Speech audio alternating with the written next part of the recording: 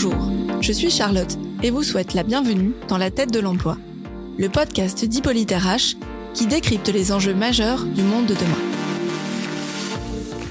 Fleuron de la culture française, le football est aujourd'hui de loin le sport le plus populaire avec 4,6 millions de pratiquants. Et pourtant, introduit par les Anglais dans l'Hexagone, ce sport n'a pas toujours fait l'unanimité. Après des débuts timides, le ballon rond a aujourd'hui conquis le cœur des Français. Mais le football est avant tout un sport d'équipe. Une équipe guidée par un projet commun, celui de battre l'adversaire. Pour atteindre ses objectifs, l'équipe doit, avec l'aide de son entraîneur, définir une stratégie, communiquer, partager ses compétences, penser collectif. Confiance, implication, communication, motivation et cohésion sont les clés de la réussite. Autant de valeurs qui font écho au monde de l'entreprise. Peu importe que vous ayez au sein de votre équipe les meilleurs talents, si ces talents ne pensent pas collectif, qu'ils ne communiquent pas, qu'ils jouent de manière individuelle, il sera difficile, voire impossible, d'atteindre les objectifs fixés. Pour échanger sur ce sujet, je suis heureuse d'accueillir aujourd'hui Pierre Ferracci. Bonjour Pierre. Bonjour. Alors Pierre, vous êtes le président du groupe Alpha, cabinet d'audit, d'expertise et de conseil que vous avez fondé en 1983, donc bientôt 40 ans. Vous êtes aussi président du club de football Paris FC depuis 2012. Beaucoup de choses à fêter, Pierre, cette année. Je crois que vous allez avoir 70 ans. Oui. Dans quelques semaines. Et puis aussi les 10 ans de la présidence à la tête du Paris FC. Avec peut-être une montée en Ligue 1. C'est encore jouable, même si c'est difficile. Bon, alors on espère, on croise les doigts. Pierre, la première question que je me pose, c'est comment on passe du statut de patron d'un grand groupe à celui de la présidence d'un club de football ? Le plus difficile, c'est d'articuler les deux, de faire les deux en même temps, parce que ça fait des agendas un peu chargés.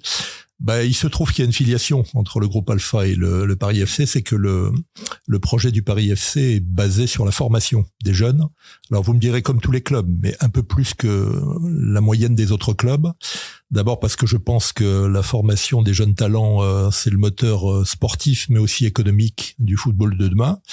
Et puis ensuite parce que le Paris FC est au cœur du bassin francilien, dont Arsène Wenger m'avait dit il y a quelques années, avec celui de Sao Paulo au Brésil, c'est le meilleur bassin du monde sur le plan des talents qui s'extériorisent dans la région parisienne. D'accord. Donc ça serait un petit peu idiot de pas utiliser ce matériau très riche et de pas fonder le projet du club et la stratégie du club sur la formation des jeunes talents. C'est ce qu'on essaie de faire. Je pense qu'on était un des tout meilleurs clubs formateurs dans le monde amateur, sinon le meilleur.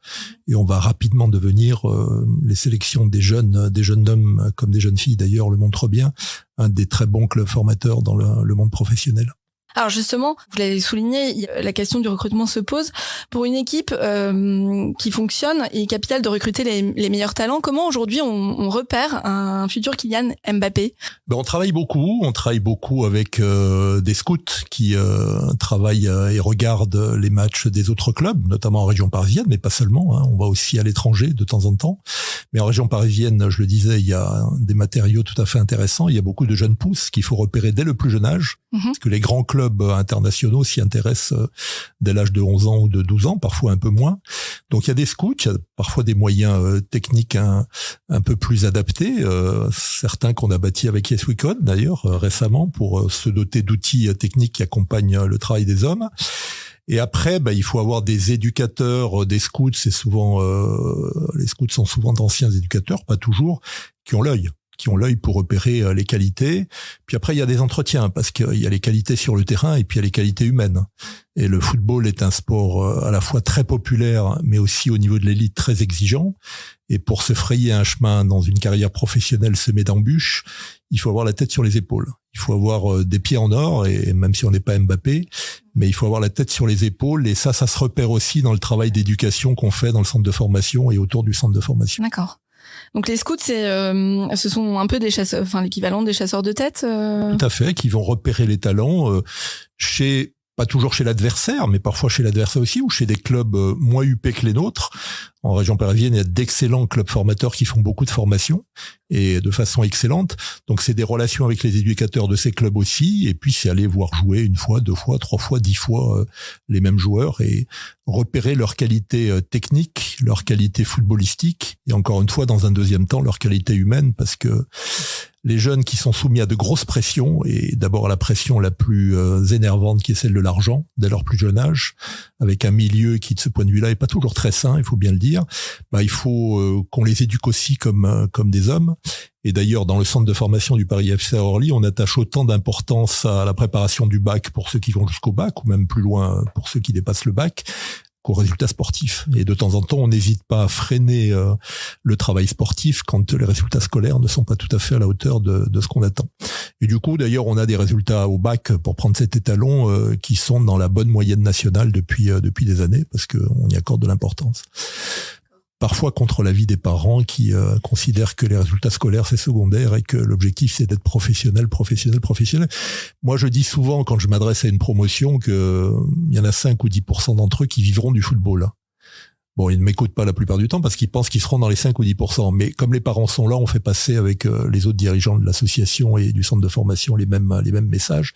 Donc en gros, formez-vous au football, mais formez-vous aussi à être un honnête homme qui demain va être sur le marché du travail en dehors du football ou dans le football, mais sans être un joueur professionnel, en étant un éducateur ou un administratif du football, ce qui aussi satisfait certaines ambitions de jeunes aujourd'hui. D'accord. Donc oui, les valeurs humaines très importantes aussi alors. Là où il y a une réelle différence avec le monde du travail, c'est on parle pour un joueur, on parle pas de recrutement, on parle plutôt de transfert. Les joueurs, on peut pas les recruter toute l'année. Il y a 2 périodes qui sont dédiées à ça, les mercatos. On appelle ça le mercato d'été, le mercato d'hiver. Vous avez recruté un nouvel attaquant au mercato d'hiver, Khalid Boutaïb. Les négociations se sont bouclées à quelques heures de la fin du mercato. Est-ce que vous pouvez nous raconter comment ça se passe, un recrutement comme celui de Khalid Boutaïb ? D'abord, il se trouve que depuis quelque temps, on a beaucoup de blessés, ce qui explique qu'on ait pris un peu de retard ces derniers temps, alors qu'on était bien parti pour accéder directement à la Ligue 1 et qu'on sera obligé de passer par les barrages. J'espère que ça va bien se passer. Et donc, on avait envie, au mois de janvier, de combler un petit peu ces lacunes, parce qu'on était handicapés devant. Boutaïb, c'est de belles histoires, parce qu'il se trouve que notre entraîneur Thierry Laurey l'a eu à 2 reprises, au Gazélec d'Ajaccio et puis à Strasbourg, 2 équipes qu'il a fait monter en Ligue 1, et Boutaïb a été des 2 montées. Et dès le mois d'octobre, quand on regardait un petit peu nos problèmes d'attaquants, Thierry m'avait dit, à l'occasion d'une rencontre contre le Havre d'ailleurs, où Boutaïb avait marqué un but contre nous, voilà le type d'attaquant qu'il nous faudrait pour mettre un petit peu d'expérience à côté des jeunes qu'on a. Parce que c'est ça le problème d'un club comme le Paris FC, il faut qu'il fasse éclore ces jeunes pousses, mais il faut les encadrer avec des hommes de plus grande expérience. Et donc, quand on a eu ces pépins physiques et qu'on a été obligé de laisser soit sur le bord de la touche, soit laisser partir des attaquants, on s'est retourné vers le club du Havre. On s'est aperçu qu'à ce moment-là, Khalid Boutaïb voulait partir à l'étranger pour terminer sa carrière, mais on lui a mis la main dessus. On a réussi à le convaincre de venir s'intégrer dans le projet. Ça a été d'autant plus facile qu'il connaissait l'entraîneur, ce qui est un élément essentiel. Et c'est là que j'insiste sur un point essentiel. Il y a l'évaluation qu'on fait des joueurs, qu'ils soient d'ailleurs anciens ou qu'ils soient jeunes. Ça ressemble un petit peu à l'évaluation qu'on fait des compétences dans d'autres secteurs. Il y a des grilles à remplir. Ça se fait aussi de façon collective dans le football, comme ça peut se faire dans le groupe Alpha. Et puis après, il y a les opportunités aussi qu'il faut saisir sur le marché. Et ça aussi, il y a des points de ressemblance entre le football et un cabinet d'audit et de conseil. Quand on voit à la concurrence qu'il y a des joueurs qu'on peut récupérer, soit parce qu'ils se sentent mal, ce qui n'était pas le cas de Boutaïb d'ailleurs dans leur club, soit parce qu'ils ont envie d'ailleurs, parce qu'ils ont passé un peu de temps et qu'ils ont envie de changer d'air, il faut être réactif et puis leur proposer un projet qui tient la route. La qualité du projet est importante. Bon, il y a la rémunération, on va pas se raconter d'histoire, mais comme dans d'autres secteurs. Mais la qualité de la stratégie du projet de l'entreprise est importante pour attirer de bons joueurs. La qualité des infrastructures aussi. Ça aussi, ça ressemble à des entreprises normales. Oui, finalement. On a investi beaucoup d'argent à Orly pour notre centre de formation, pour notre centre d'entraînement, pour les féminines comme pour les hommes. On y a mis le siège social et aujourd'hui, c'est un facteur d'attractivité. Il y a encore 4-5 ans, les installations du Paris FC, c'était plutôt un facteur partir en courant et dire on va pas venir dans ce club malgré son projet parce que les infrastructures sont pas au rendez-vous. Donc c'est tout ça qui fait qu'à l'arrivée, on réussit des recrutements. Ça peut être la relation avec l'entraîneur ou le président à une époque, la qualité des infrastructures et la qualité du projet. Donc de ce point de vue-là, il y a beaucoup d'éléments de ressemblance. On a fait récemment avec Estelle Sauva une réunion du COMEX, du groupe Alpha et puis des cadres dirigeants du Paris FC et on a échangé pas mal sur les enjeux de ressources humaines et notamment l'évaluation des joueurs. Les membres du COMEX d'Alpha se sont aperçus qu'il y avait une rigueur dans l'évaluation des jeunes joueurs du centre de formation qui était intéressante et qui pouvait donner quelques idées pour évaluer les consultants d'aujourd'hui et de demain, quoi. Donc, même si les grilles sont pas tout à fait la même, mais en tout cas la rigueur d'appréciation, le poids de la relation humaine au-delà des qualités techniques d'un consultant ou d'un joueur de football, c'est aussi important dans le groupe Alpha que dans le Paris FC. D'accord. Et comment se passe donc du coup un onboarding d'une nouvelle recrue en recrutement? On parle d'onboarding, on dit que voilà, il faut accompagner le candidat qui vient d'arriver. Comment ça se passe avec un joueur de foot? Ça dépend. Si c'est un jeune joueur, il y a des enjeux de tutorat. Il faut l'accompagner, le mettre sous la coupe d'un joueur plus ancien qui le connaît un petit peu ou qui connaît son environnement.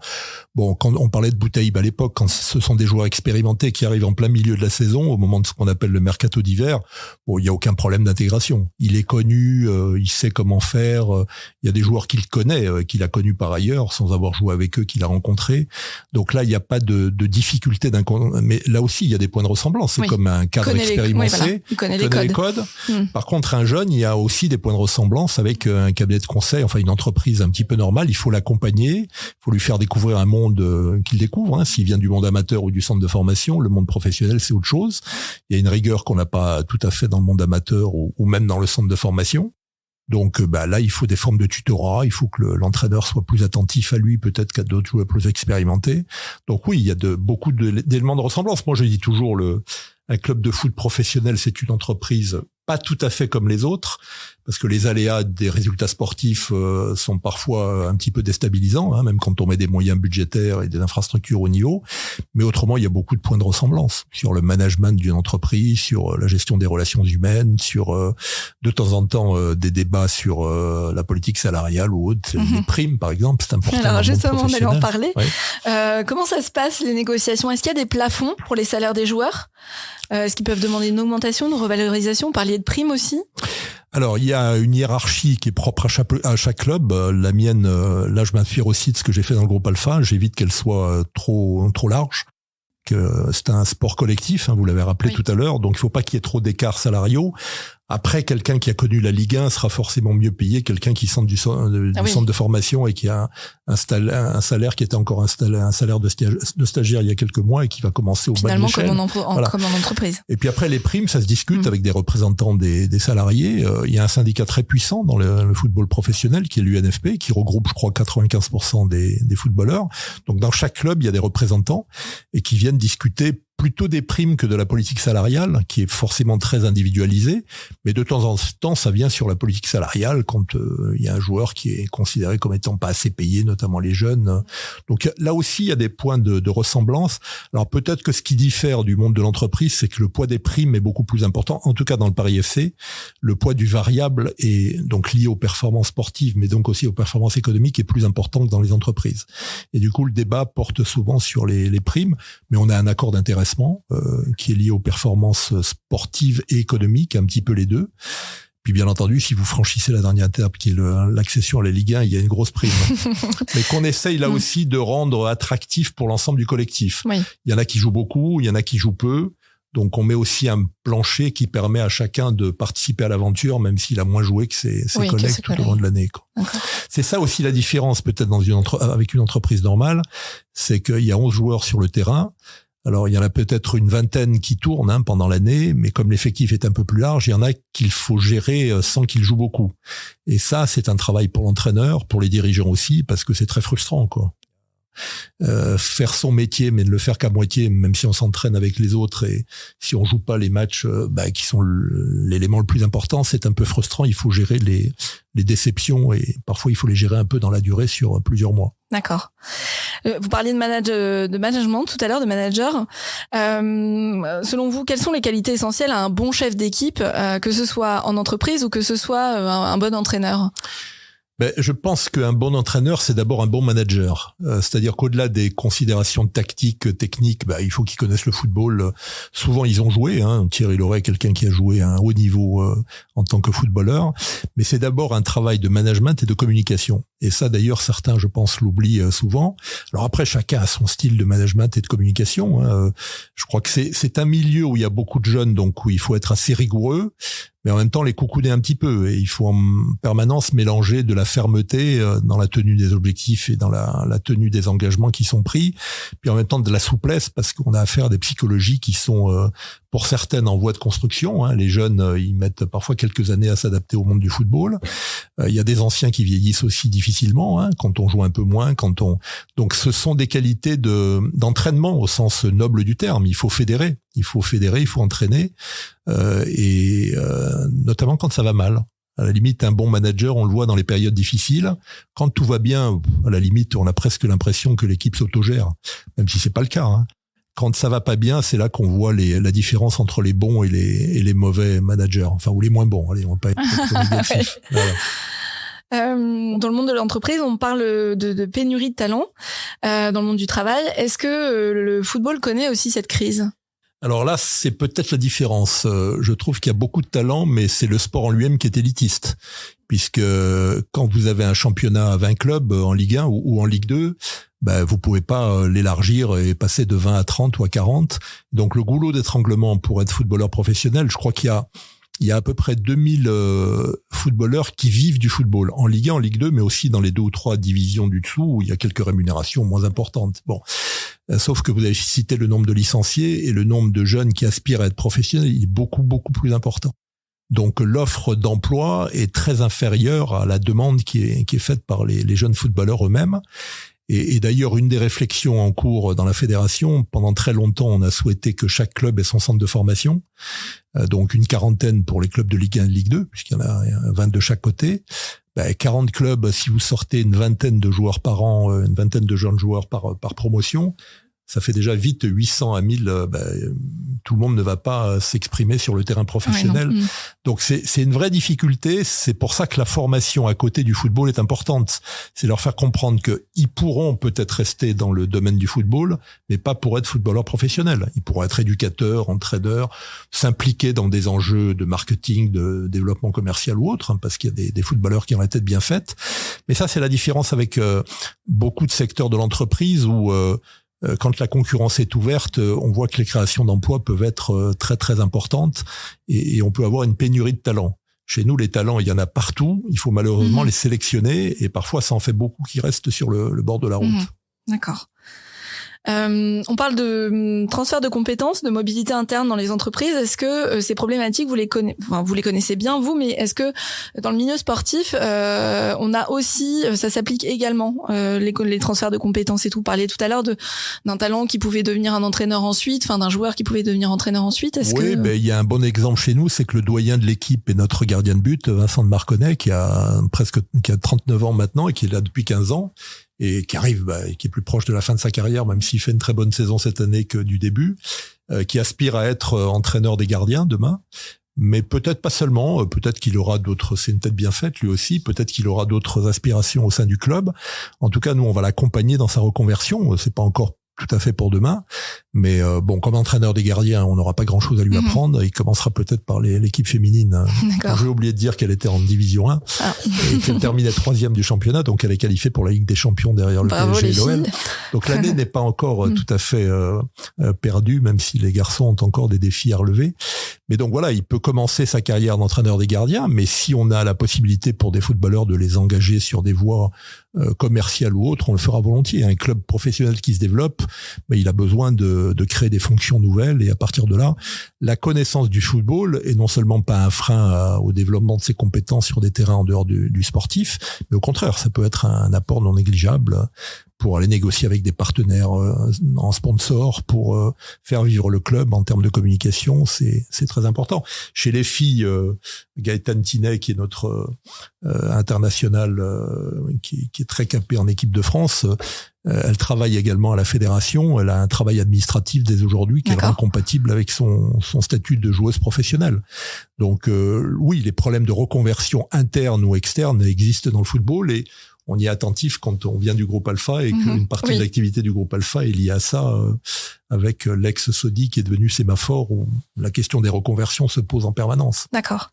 Donc il y a de la formation aussi, il y a de l'accompagnement, ils sont accompagnés et formés pour leur reconversion. Oui, il y a notamment des formations universitaires, je pense notamment à celle de Limoges, qui forment les anciens footballeurs à des fonctions de directeur sportif, où il faut maîtriser un minimum de choses sur le plan budgétaire, sur le plan financier. Donc c'est une excellente formation par laquelle passent de nombreux joueurs qui veulent avoir une carrière au-delà de leur statut de joueur, soit comme entraîneur, soit comme manager, soit comme directeur sportif. Et ce sont des formations qui sont appelées à se développer. Parce que, encore une fois, le goulot d'étranglement dans le milieu sportif est tel que il faut leur proposer parfois de sortir du milieu sportif. Et il y en a qui réussissent parfaitement bien dans ce domaine-là. Aujourd'hui, les entreprises font appel aux outils numériques. Vous y avez fait référence tout à l'heure. Le Paris FC aussi, je crois, fait appel aux outils numériques.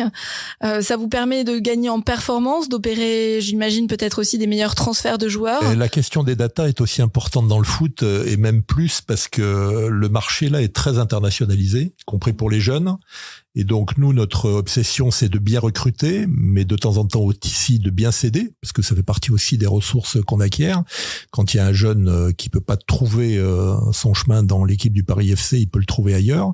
Donc de ce point de vue-là, l'exploitation de toutes les données qui sont en circulation dans toute l'Europe, la plupart des championnats aussi sont couverts. Quand je dis sont couverts, jusqu'à la 3e, 4e division, hein, donc ça descend très bas. Ça nécessite des outils sur le plan technologique puissants, et on n'est pas encore les mieux armés là-dessus, mais je pense que pour un club de Ligue 2, on est pas mal avancé. Oui, ça facilite le recrutement et ça facilite les échanges aussi avec des clubs avec lesquels par ailleurs on peut nouer ensuite des partenariats. Donc on va y accorder de plus en plus d'importance, et si on franchit le cap de la Ligue 1, si c'est pas cette année, ça sera les années suivantes, il faudra investir beaucoup plus massivement encore, parce que là la question de la qualité de la gestion des ressources sportives est décisive. Il faut pas se tromper dans le recrutement parce que ça coûte un peu plus cher, et il faut pas se tromper quand on laisse partir des joueurs, parce que c'est des ressources aussi qui peuvent manquer si on traite mal le sujet. Donc, un peu comme partout, les datas sont essentielles à la vie économique du football de demain. Ok, alors Pierre, on terminera là-dessus, mais que dit un président à son entraîneur et à son équipe pour motiver ses troupes quand les ambitions sont passées de la Ligue 2 à la Ligue 1 ? Je vais aller parler demain aux joueurs et au staff, parce qu'on est dans une phase un peu compliquée puisqu'on va attaquer les barrages et c'est des matchs de coupe, quoi. Ça va se jouer à pile ou face. D'abord, il faut non pas leur remonter le moral parce qu'il est pas en berne, mais quand on passe de l'idée qu'on va monter automatiquement à l'idée qu'on va faire les barrages, il faut redynamiser un petit peu le collectif, être attentif aux problèmes de santé physique que j'évoquais tout à l'heure, parce qu'il faut savoir laisser reposer certains joueurs, et puis les galvaniser en leur parlant du projet du club, en leur parlant d'attente de l'ensemble du club, notamment des gamins d'ailleurs qui attendent depuis longtemps qu'on monte en Ligue 1. Donc là, il y a des propos qui sont un peu les mêmes que quand il faut dynamiser les associés du groupe Alpha ou les salariés d'Alpha. Il faut éclairer la stratégie, évoquer tranquillement les difficultés quand il y en a, parce qu'il y en a toujours, et puis travailler ensemble sur les façons de les surmonter. Mais en gros, fédérer, ce que je disais tout à l'heure pour un entraîneur, c'est valable pour un président. Dans les moments, quand je dis difficile, tout le monde aimerait avoir joué les playoffs, hein, parce qu'il y en a que 5 il y en a que 3 qui vont le faire. Mais les moments un peu compliqués sur le plan sportif, il faut qu'on retrouve l'énergie collective. Non pas qu'on a perdu, mais qui s'évapore un peu avec la pression physique, la pression mentale que rencontrent les joueurs au moment le plus décisif. Donc, il faut rassembler les troupes et leur faire comprendre. C'est un mélange de sérénité et d'engagement. Il faut pas leur mettre trop de pression, parce qu'ils se la mettent déjà eux-mêmes. Mais il faut en même temps leur faire comprendre que c'est important pour le club qui donne le maximum. Après, quand on donne le maximum sur un terrain sportif, on n'est pas sûr de gagner, parce qu'en face, on fait la même chose. Il y a des équipes de valeur. On va rencontrer des équipes qui sont aussi puissantes que nous sur le terrain footballistique. On sait que ça se joue parfois à pas grand-chose. Donc il faut qu'ils arrivent là avec l'énergie la plus importante, mais en même temps une forme de sérénité qui fait aussi les bons résultats sportifs. De ce point de vue-là, disons que il y a peut-être une différence avec le milieu du conseil et de l'audit. Disons que la question mentale dans le sport est plus importante que dans le milieu de consultant, le milieu de l'entreprise. On dit souvent que, quelles que soient les qualités techniques ou physiques, ça se joue beaucoup au mental. Donc il faut essayer de trouver les ressorts qui permettent à chacun d'embrasser le projet collectif et surtout de penser à son voisin et pas de penser tout seul, parce que la solitude et l'égoïsme ne font jamais de bons résultats dans un sport collectif. Ok, merci Pierre, on croise les doigts pour la Ligue 1 alors. Voilà, c'est la fin de cet épisode de La Tête de l'Emploi qui, je l'espère, vous aura plu. Je remercie encore Pierre Ferracci d'avoir accepté notre invitation. Tous nos podcasts sont à retrouver sur les plateformes d'écoute et sur Hippolyte RH. On se retrouve très vite pour un nouvel épisode. À bientôt!